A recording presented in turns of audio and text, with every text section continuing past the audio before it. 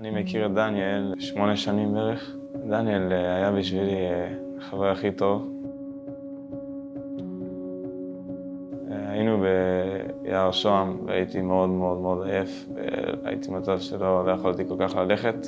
דניאל הרים אותי על הכתפיים בסביבות 3 קילומטר, לקח אותי מאיפה שהיינו באמצע השטח ולקח אותי לכביש, לתחנת אוטובוס. שם אותי על האוטובוס, אמר לי, אתה תירדם, אמרתי לו, אני לא ארדם. בסופו של דבר עליתי לאוטובוס, קמתי בתחנה הסופית, נרדמתי כמובן. אחד הזיכרונות הטובים שלי איתו. לקחתי דוגמה אישית מדניאל בבגרות שלו, בהחלטות שהוא לקח. הוא היה אחד שאפשר לסמוך עליו.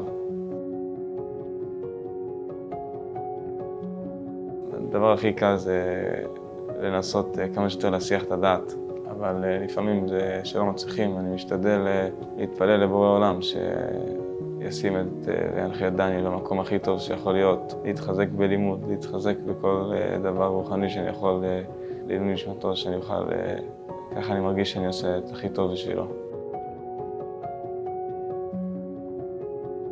לדעתי המתנה הכי גדולה שאפשר לתת לאדם שנמצא כבר בחיים, חיי נצח, זה הדבר שמביא את הבן אדם לחיי נצח. כל מטרתנו וביאתנו לעולם זה תורה קדושה, וכל מה שאנחנו עושים פה זה בעצם לחיות את השם, והדרך הכי טובה לחיות את השם זה על ידי ספר תורה.